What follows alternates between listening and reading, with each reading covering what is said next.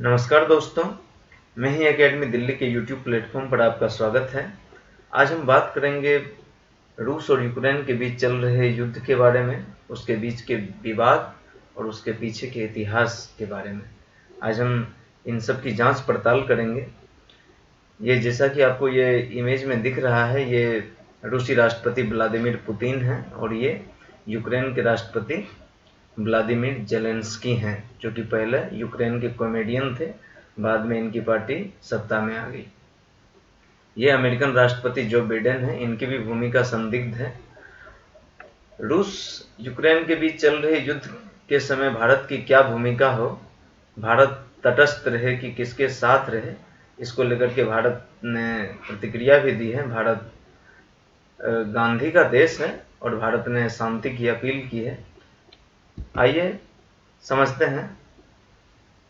ये रूस का हिस्सा है, ये रूस है ग्रे कलर में, और ये यूक्रेन है। व्लादिमीर पुतिन ने 2 दिन पहले यूक्रेन के पूर्वी हिस्से में, ये जो पूर्वी भाग है, उस पूर्वी हिस्से में 2 शहर है, एक लुहांस्क और ये एक दोनेत्स्क। व्लादिमीर पुतिन ने लुहांस्क और दोनेत्स्क को एक स्वतंत्र देश के तौर पर मान्यता दे दी है। इसका मतलब व्लादिमीर पुतिन ने पूरे यूक्रेन को 3 हिस्सों में बांट दिया है। ये जो पूरा यूक्रेन है, इनको 3 हिस्सों में बांट दिया है। एक ये पश्चिमी यूक्रेन और पूर्वी यूक्रेन में 2 नए देश, लुहांस्क और दोनेत्स्क। हालांकि समूची पश्चिमी शक्तियां, जिसमें अमेरिका, फ्रांस, ब्रिटेन, जर्मनी, सबने सदी भी प्रतिक्रिया दी है कि रूस को ये इलाका खाली कर देना चाहिए। ठीक है, इस इमेज में आपको ज़्यादा क्लियर दिख रहा होगा, ये रूस है। ये यूक्रेन का हिस्सा था जिसे रूस ने 2 नए देशों के तौर पर मान्यता दी है। अब तो रूस ने यूक्रेन के ऊपर सैन्य आक्रमण कर दिया है। भारत के भी लगभग 20,000 बच्चे इंजीनियरिंग और मेडिकल की पढ़ाई करने यूक्रेन में हैं, उसे भी भारत से सक्सेसफुली भारत से लाने की कोशिश। आइए अब समझते हैं कि रूस और यूक्रेन के बीच पुराना विवाद कौन सा है। तो इससे पहले रूस के इतिहास को समझना होगा।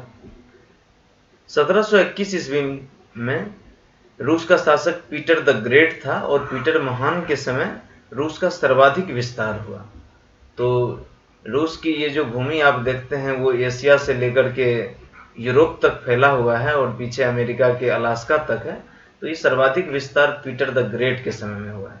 आगे 1721 से लेकर के 1815 तक के बीच का इतिहास देखें तो इस समय निरंकुश शासन रहा यूरोप में। ठीक है, और पूर्वी यूरोप और या रूस बोले, रूस में सामंतवाद को कुचल करके राजतंत्र खड़ा हुआ और जिसको हम जार परंपरा कहते हैं, इस तरह से राजतांत्रिक व्यवस्था शुरू हुई। इस बीच क्या हुआ, इसी बीच यूरोप में नेपोलियन का उदय हुआ। आपको पता ही है, नेपोलियन का उदय हुआ। फ्रांस की क्रांति के बाद प्रमुख घटनाएं हुई जिसमें नेपोलियन बोनापार्ट का जन्म हुआ। नेपोलियन बोनापार्ट सेना के तौर पर फ्रांस में थे और आगे चलकर वो फ्रांस के सम्राट बने। और 1804 ईस्वी से लेकर 1815 ईस्वी के बीच कई युद्ध नेपोलियन ने लड़े, जिसमें कुछ महत्वपूर्ण लड़ाइयां हैं जिसके बारे में हम बात करते हैं। नेपोलियन समूचे यूरोप पर कब्जा करके जब पूरब की तरफ बढ़ा, है ना, तो 1807 ईस्वी में उसने रूस पर आक्रमण किया, है ना, जिसको हम फ्रीलैंड के युद्ध के नाम से जानते हैं, फ्रीलैंड। तो 1807 ईस्वी में नेपोलियन ने रूस पर आक्रमण किया था, फ्रीलैंड का युद्ध हुआ।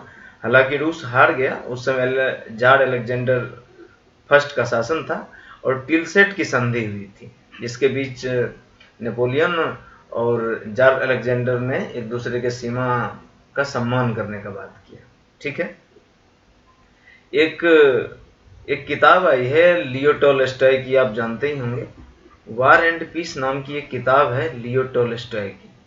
वार एंड पीस में लियो टॉलस्टॉय ने कहा है कि नेपोलियन को जार निकोलस ने नहीं, जार अलेक्जेंडर फर्स्ट ने नहीं, बल्कि रूस की जनता ने हराया है। और आज भी आप जानते हैं कि रूस को इस बात का गर्व है कि उसने जर्मन नाजीवाद अर्थात हिटलर और फ्रांसीसी नेपोलियन को कुचला। आगे देख लेते हैं।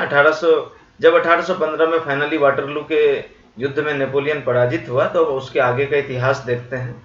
1815 में वियना में कांग्रेस हुआ, वियना में एक सम्मेलन हुआ और इस सम्मेलन में यह तय हुआ कि नेपोलियन के पहले जो यूरोप की स्थिति थी उस यूरोपीय स्थिति को फिर से बहाल किया जाए और कंसर्ट ऑफ यूरोप बना, कंसर्ट ऑफ यूरोप बना जिसमें ऑस्ट्रिया और रूस भी साथ था। 1854 ईस्वी में क्रीमिया का युद्ध हुआ। क्रीमिया यूक्रेन का ही भाग था। क्रीमिया का युद्ध हुआ और इसमें रूस पराजित हो गया। ये विश्व इतिहास की बहुत बड़ी घटना है कि इतना मजबूत रूस पराजित हो गया 1854 ईस्वी में। तो आप ये समझ जाइए कि यूक्रेन का ही भाग रहा क्रीमिया और क्रीमिया ने रूस को पराजित किया था। ये भी टीस रूस के मन में है। आगे 1856 से 1917 के बीच देखें तो ये बाल्कन समस्या है, जिसको आप आज अरब प्रायद्वीप कहते हैं, ठीक है, वो क्षेत्र बाल्कन कहलाता है। रूस ऑटोमन क्षेत्र में उलझा रहा।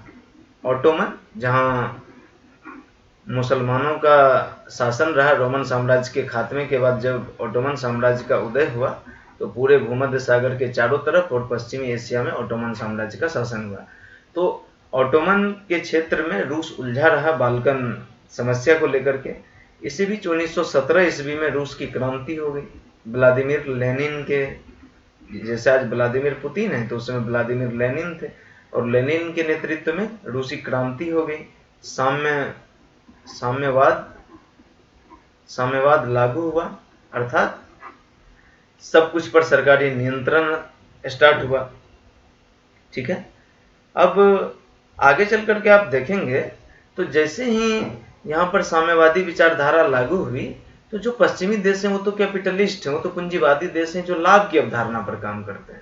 तो इसी तरह से आप देखेंगे तो आपको रसिया और उधर पश्चिमी देशों का जो ताकतवर देश है जैसे अमेरिका, तो ये लोग तभी से दुश्मन हो गए, है ना। सबके बीच मनमुटाव हो गया क्योंकि अमेरिका कैपिटलिस्ट कंट्री है, रशियन जो है वो कम्युनिस्ट कंट्री है।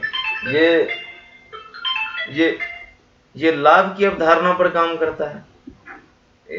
अमेरिका कैपिटलिस्ट विचारधारा लाभ की अवधारणा पर काम करता है, निजी प्रॉपर्टी बनाने की तरफ, बाजारवाद की तरफ देखता है, जबकि रूस वो साम्यवादी विचारधारा का पोषक, वो समाज कल्याण पर बात करता है, वो निजी प्रॉपर्टी के खिलाफ है, वो सब कुछ पर सरकारी नियंत्रण रखता है। इस तरह से जब 1917 में रूसी क्रांति हुई तो आगे चल करके, और आप जानते हैं कि ये वही समय है जब वर्ल्ड वॉर फर्स्ट हो रहा था। 1914 से लेकर के 1918 के बीच वर्ल्ड वॉर हुआ। तो इसी बीच रूसी क्रांति हो गई और आगे चल करके व्लादिमीर लेनिन ने खुद को इस युद्ध से अलग कर लिया, ठीक है। अब आगे 1918 में जब खास करके प्रथम विश्व युद्ध खत्म हो गया तो जर्मनी से रूस की संधि हुई। जर्मनी से रूस ने संधि किया और इस संधि के तहत जो जर्मनी का शासक विलियम था उसने एक तरफ तो संधि की लेकिन दूसरी तरफ उसने 1/4 रूसी जमीन को हड़प लिया। उस समय वो पूर्वी यूरोप का भाग था तो 1/4 यूरोपीय भूमि हड़प ली, लेकिन फिर भी रूस ने बर्दाश्त किया कि चलो संधि हुआ है ना। फिर आगे चल करके आप जानते ही हैं कि रूस ने प्रथम विश्व युद्ध और द्वितीय विश्व युद्ध दोनों में मित्र राष्ट्र के साथ लड़ा है, लेकिन फिर भी प्रथम विश्व युद्ध के बाद मित्र राष्ट्र के 4 देश रूस पर हमला कर दिए। तो जिसके तरफ से रूस लड़ रहा है उसी के 4 मित्र ने रूस पर हमला कर दिया। तो क्यों हमला कर दिया कि आप जानते हैं कि ये विचारधारा की लड़ाई है। अभी मैंने बताया आपको कि यूएसए पूंजीवादी देश है, यूएसए, ब्रिटेन, फ्रांस, और इधर साम्यवाद या समाजवाद जिसको बोलते हैं कम्युनिज्म, ये वाली विचारधारा है। तो दोनों के विचारों में ही मूलभूत अंतर है। और इस तरह से पश्चिमी देश साम्यवाद की भ्रूण हत्या करना चाहते थे, जो 1917 में पैदा ही हुआ है उसकी ये लोग हत्या कर देना चाहते थे कि ये पूंजीवाद के विकल्प के तौर पर खड़ा ना हो सके। आगे देखिए तो इस तरह से मनमुटाव हुआ। 1917 और 1945 के बीच की कहानी देखें तो प्रथम विश्व युद्ध 1918 में जब खत्म हुआ तो उस समय पेरिस पीस कॉन्फ्रेंस हुआ, है ना। 1918 में पेरिस शांति, उस समय अमेरिका के राष्ट्रपति वुड्रो विल्सन थे। तो वुड्रो विल्सन साहब ने 14 सूत्री कार्यक्रम पेश किए। इस कार्यक्रम में यह तय किया गया कि रूस की भूमि को वापस कर दिया जाएगा। और ये तो ठीक है, लेकिन आप जानते हैं कि आगे चलकर के ये प्रोग्राम असफल रहा, और जो भूमि रूस को देने की बात थी वहां पर 4 नए देश बना दिए गए, जिसको आज आप फिनलैंड बोलते हैं। और 4 बाल्टिक देश हैं, जिसमें एस्टोनिया है ना, लाटविया है और लिथुआनिया है। ये बाल्टिक देश हैं, लिथुआनिया है। तो ये भूमि रूस को देने की बात थी, लेकिन नए स्वतंत्र देश बना दिए गए। फिर तो इस तरह से भी आप देखते हैं कि रूस के साथ भेदभाव हुआ। आगे चल करके इसी बीच में एक और प्रमुख घटना हुई, जिसकी चर्चा मैं आगे करूंगा। 1922 में सोवियत संघ की स्थापना हुई। 1924 में, तब तक लेनिन के बाद स्टालिन का शासन आया। स्टालिन जो है रूस का नेता हुआ। तो स्टालिन ने कार्ल मार्क्स की जो विश्व क्रांति की कल्पना थी उसकी हत्या कर दी, उसकी भ्रूण हत्या कर दी। और वो समझ गया कि विश्व क्रांति से देश को, रूस को बचाना संभव नहीं है। तो उसने केवल रूसी साम्राज्यवाद अर्थात केवल अपने देश में साम्यवाद पर ध्यान दिया। आगे देखते हैं। और आप जानते ही हैं कि स्टालिन के समय में ही विश्व क्रांति को स्थगित कर रूसी साम्राज्यवाद पर ध्यान दिया गया। रूस में औद्योगिकरण किया गया, है ना, रूस में उद्योग लगाए गए। और जैसे भारत में भी 1947 में जब देश आजाद हुआ तो भूमि सुधार कार्यक्रम लागू किए गए। आप जानते ही हैं कि पहला संविधान संशोधन ही 1951 में किस बात पर था, तो भूमि सुधार को लेकर के था। तो भारत में, लेकिन भारत में जो भूमि सुधार किए गए तो जमींदार से जमीन ली गई, तो बदले में उन्हें मुआवजा दिया गया, है ना, उनसे सलाह मशवरा किया गया, उन्हें उनका हक दिया गया। लेकिन रूस में क्या हुआ कि साम्यवाद को लागू करने में, चूंकि ये लोग कार्ल मार्क्स के समर्थक हैं और कार्ल मार्क्स हिंसा को जायज ठहराते हैं, तो स्टालिन ने क्या किया, 10 लाख लोगों की हत्या की और इस तरह से कृषि का राष्ट्रीयकरण हुआ। ठीक है, आगे देखिए। जैसा कि मैंने अभी बताया था कि 1922 ईस्वी में, 1917 में रूसी क्रांति हुई और 1922 ईस्वी में 15 देशों ने मिल करके यूएसएसआर बनाया, जिसे हम सोवियत संघ बोलते हैं। तो इस तरह से सोवियत संघ कब बना, 1922 में। इसमें 15 देश इसमें पार्टनर थे। तो सबसे बड़ा तो ये दिख ही रहा है आपको, ये रूस है ना। और ये 5 ये मध्य एशिया के देश, Kazakhstan, Kyrgyzstan, Tajikistan, Turkmenistan, Uzbekistan, है ना, अर्मेनिया और अजरबैजान, जॉर्जिया, है ना, मोल्दोवा, यूक्रेन, बेलारूस, और ये 3 बाल्टिक देश, जिसके बारे में अभी मैं पीछे चर्चा कर रहा था, एस्टोनिया, लाटविया और लिथुआनिया। ये 15 देश यूएसएसआर के सदस्य थे। ठीक है, 15 देश इस तरह से यूएसएसआर के सदस्य थे। सोवियत संघ ने इस तरह साम्यवादी अर्थव्यवस्था को कायम किया कि 1927 ईस्वी में जब जवाहरलाल नेहरू रूस की यात्रा पर गए तो उन्होंने वहां किसी गरीब को नहीं देखा। वो बोले, आहा, दुनिया में अगर कहीं स्वर्ग है तो रूस में ही है। तो नेहरू 1927 में रूस की यात्रा पर गए थे और बहुत प्रभावित हुए। इसलिए भारत आकर के उन्होंने सोवियत संघ से ही ली हुई पंचवर्षीय योजना चलाई थी।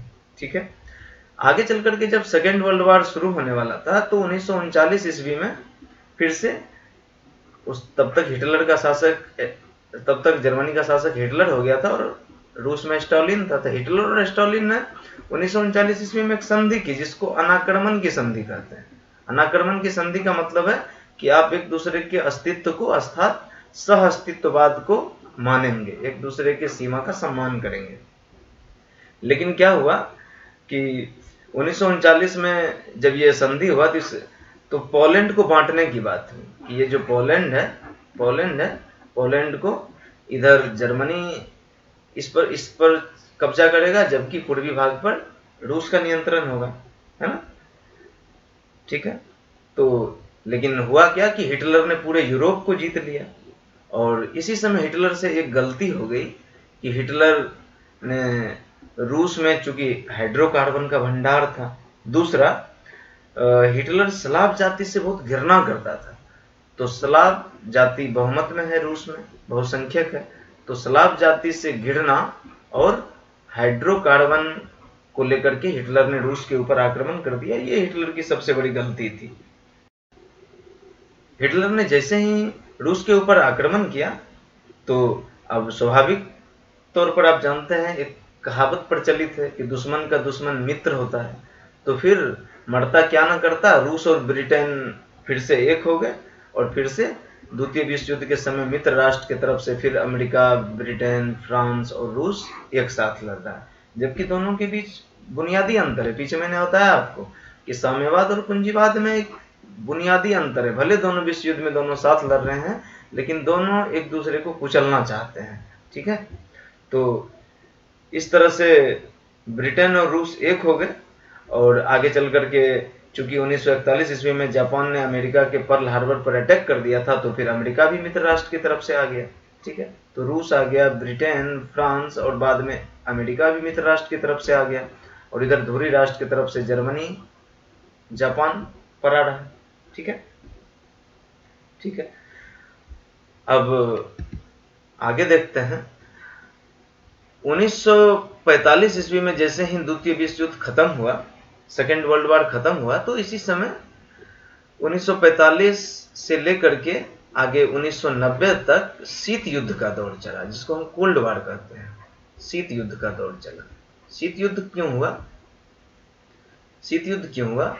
तो मैंने बताया आपको कि मित्र राष्ट्र, भले द्वितीय विश्व युद्ध में मित्र राष्ट्र की तरफ से अमेरिका और रूस लड़ रहे थे, लेकिन दोनों के बीच बुनियादी अंतर है। जैसे विश्व युद्ध खत्म हुआ तो दोनों के बीच दोस्ती भी टूटी, फिर से साम्यवाद और पूंजीवाद के बीच लड़ाई चालू हुई। शीत युद्ध चलता रहा और 1980 तक रूस बढ़त के कगार पर था, लेकिन उसी समय अफगान युद्ध में रूसी सेना घुसी और इसने रूस को पीछे की तरफ धकेल दिया। फाइनली 1990 में ये जो हमने पीछे आपको बताया कि यूएसएसआर बना था 15 देशों का समूह, 1990 ईस्वी में इसी सोवियत संघ का पतन हो गया। इस सोवियत संघ का पतन हो गया, सोवियत संघ टूट गया और इसके जो 15 देश थे वो सब स्वतंत्र हो गए। ठीक है, स्वतंत्र हो गए। तो जिस समय ये शीत युद्ध का दौर चल रहा था, तो एक तरफ नेतृत्व अमेरिका के हाथ में था, दूसरी तरफ रूस के हाथ में था। आप जानते ही है ना, रूस के चाहने वाले इधर इकट्ठे हो गए, अमेरिका के चाहने वाले, और रूस को चाहने वाले इधर इकट्ठे हो गए। ठीक है, तो रूस ने काउंटर करने के लिए सैन्य संगठन बनाया, अमेरिका ने, इसको नाटो बोलते हैं, नॉर्थ अटलांटिक ट्रीटी ऑर्गेनाइजेशन। 1949 में इस संस्था का निर्माण हुआ। इसके आज 30 मेंबर हैं, 30 देश इसके सदस्य हैं। नाटो का मानना है कि इस पर कोई भी आक्रमण होता है, नाटो के 30 देश सदस्य हैं, तो 30 कंट्री में ये जो 30 देश हैं, इस 30 देशों में से किसी पर भी आक्रमण हो तो यह माना जाएगा कि पूरे 30 देश पर आक्रमण है और नाटो उसका प्रत्युत्तर देगा। इसी तरह और भी सैन्य संगठन बने थे, जैसे सीएटो, सेंटो, है ना, सेंटो। तो इसको काउंटर करने के लिए रसिया ने भी, यानी कि सोवियत संघ ने भी सैन्य संगठन बनाया, जिसको वार्सो पैक्ट बोलते थे, वार्सो पैक्ट। लेकिन जैसे ही 1990 में सोवियत संघ का पतन हो गया तो अमेरिका इकलौता ताकतवर देश बना, तो वार्सो अप्रासंगिक हो गया, ये खत्म हो गया, सीएटो खत्म हो गया, सेंटो खत्म हो गया। तो कायदे से तो नाटो को भी खत्म हो जाना चाहिए था, क्योंकि जिसके लिए नाटो बना वो शीत युद्ध तो खत्म हो गया। लेकिन ये पश्चिमी देश बहुत चालाक है, इन्होंने नाटो को खत्म नहीं किया। नाटो आज भी जिंदा है। और समस्या ये है कि सोवियत संघ के ये जो 15 सदस्य देश थे, ये कभी रूस के ही भाग थे, है ना, ये रूस के पार्टनर थे। किसी कारणवश से जब सोवियत संघ का पतन हो गया तो अब ये जो पश्चिमी देश है, इन्होंने क्या किया, इस सोवियत संघ के स्वतंत्र हुए इन 15 देशों में से 7 देशों को इन्होंने नाटो में शामिल कर लिया। नाटो में वार्सा पैक्ट के 7 देशों को इन्होंने शामिल कर लिया। ये जो ताजा तरीन विवाद है, ये भी इसी बात को लेकर के है कि व्लादिमीर पुतिन चाहते हैं कि यूक्रेन नाटो का सदस्य नहीं बने, क्योंकि यूक्रेन की अपनी, ये जो यूक्रेन है इसका अपना कोई हित नहीं है। ये पश्चिमी देश इसको केवल बंदूक इसके कंधे की तरह इस्तेमाल कर रहे हैं। यूक्रेन का कंधा है और पीछे से बंदूक अमेरिका, फ्रांस, ब्रिटेन ये लोग रखे हुए है ना। यूक्रेन इस बात को समझ नहीं रहा। तो व्लादिमीर पुतिन ने यूक्रेन को बोला है कि आप नाटो में शामिल मत होइए, आप शांतिपूर्वक रहिए, लेकिन यूक्रेन की तरफ से कभी भी इस बात को सीरियसली नहीं लिया गया। तो व्लादिमीर पुतिन और भी ज्यादा एग्रेसिव है। ठीक है, तो आप जानते हैं कि ये सब रूस का भाग था और इस एरिया में और इस एरिया में यदि पश्चिमी देश हस्तक्षेप करने की कोशिश करेंगे तो ऑब्वियस बात है कि रूस एग्रेसिव होगा। आज भारत के बॉर्डर पर भी चाइना, पाकिस्तान अगर कोई भी हरकत करता है तो हम भी एग्रेसिव होते हैं, भारत का भी रेडिकल नजरिया होता है। तो इस तरह से व्लादिमीर पुतिन की भूमिका हमें गलत नहीं दिखती है, ठीक है। हालांकि युद्ध किसी भी समस्या का समाधान नहीं है। दो विश्व युद्ध ने हमें यही सिखाया है कि अंतिम में आपको टेबल पर बैठ करके ही शांति प्रस्ताव पर बात करनी होती है, तो पहले ही क्यों ना किया जाए, है ना। तो यूक्रेन ने कभी इस बात को लेकर मना नहीं किया कि ठीक है हम नाटो में शामिल नहीं होंगे। यूक्रेन को ऐसा लगा कि अमेरिका और पश्चिमी देश, नाटो देश उसके साथ है, लेकिन आपको दिख रहा है कि सबने उसे अकेला छोड़ दिया। सबको अपने हित दिख रहे हैं, ठीक है। और एक बात और इम्पोर्टेंट है, जब 1990 में सोवियत संघ का पतन हो गया, इसके 15 देश स्वतंत्र हो गए, अलग अलग हो गए, तो पश्चिमी यूरोप, जो पूर्वी यूरोप के ये सब देश थे, यही पूर्वी यूरोप कहलाया। आज ये जो देश हैं, Estonia, Latvia, Lithuania, Belarus, Georgia, Bulgaria, ये पश्चिमी यूरोप है।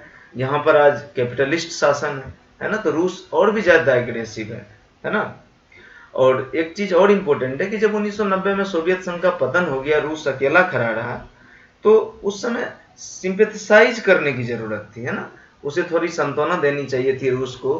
पश्चिमी देश सांत्वना देते कि चलिए ठीक है, कोई बात नहीं, पतन हुआ तो रूस को, अब रूस भी हमारे परिवार का हिस्सा है। लेकिन नहीं, उसी समय अमेरिकन प्रेसिडेंट ने घोषणा किया कि जैसे ही सोवियत संघ का पतन हुआ तो उन्होंने कहा कि नहीं, ये तो पूंजीवादी की जीत हुई, साम्यवाद हार गया, है ना, और दुनिया पर से खतरा टल गया, है ना। तो आप जानते हैं कि ये भी रूस का अपमान था, ठीक है। फाइनली अभी हाल फिलहाल में 2014 में, इससे पहले ग्रुप ऑफ 7, दुनिया के विकसित देशों का ये समूह है, ग्रुप ऑफ 7 कंट्रीज का, तो 2014 में रूस ने क्रीमिया को हथिया लिया। क्रीमिया पहले यूक्रेन का भाग था और क्रीमिया पर नियंत्रण कर लिया रूस ने, इसलिए रूस को G7 से निकाल दिया गया, ठीक है। और ताजा तरीन विवाद यही है कि पश्चिमी देश अमेरिका, फ्रांस, ब्रिटेन चाहते हैं कि यूक्रेन नाटो में शामिल हो जाए, और नाटो में शामिल हो जाए तो पश्चिमी देश रूस को काउंटर करेंगे यूक्रेन की भूमिका इस्तेमाल करके, जो कि व्लादिमीर पुतिन होना नहीं देना चाहते हैं। यूक्रेन के बारे में आपको और भी बताएं तो यूक्रेन ने कभी भी भारत का साथ नहीं दिया। भारत की भूमिका लेकर के आज सवाल उठ रहा है। जेलेंस्की और भारत में जो यूक्रेन के राजदूत हैं, उन्होंने कहा है कि मोदी ही युद्ध को रोक सकते हैं, मोदी के रिश्ते हैं पुतिन से अच्छे, तो वो बोला। लेकिन आप जानते हैं कि कल यूनाइटेड नेशन सिक्योरिटी काउंसिल में मीटिंग हुई, निंदा प्रस्ताव हुआ रूस के खिलाफ, जिसपे रूस ने खुद वीटो जारी कर दिया। चूंकि रूस जो है 5 अस्थायी देश है, 5 अस्थायी देश है, फ्रांस, ब्रिटेन, अमेरिका, रूस और चाइना। तो रूस ने खुद ही वीटो डाल दिया। भारत और चीन तो बिल्कुल अलग ही रहे वोटिंग से, उन्होंने किसी के पक्ष में वोट नहीं किया, ना ही मना किया, है ना। तो यूक्रेन ने हमेशा भारत पर सवालिया निशान खड़ा किया, चाहे कश्मीर मामला हो, 370-35 से आर्टिकल खत्म करना हो, यूक्रेन ने हमेशा भारत के विपक्ष में वोट दिया। तो आप कैसे ये उम्मीद करते हैं कि भारत सरकार, जहां उसका कुछ हित भी नहीं है, वो अपने पुराने मित्र रूस के अगेंस्ट जाकर के मदद करे। ये ठीक है कि युद्ध नहीं होना चाहिए, लेकिन ये इससे भारत का कोई सीधा संबंध नहीं है, तो तटस्थता ही बनाए रखना ज्यादा सही है।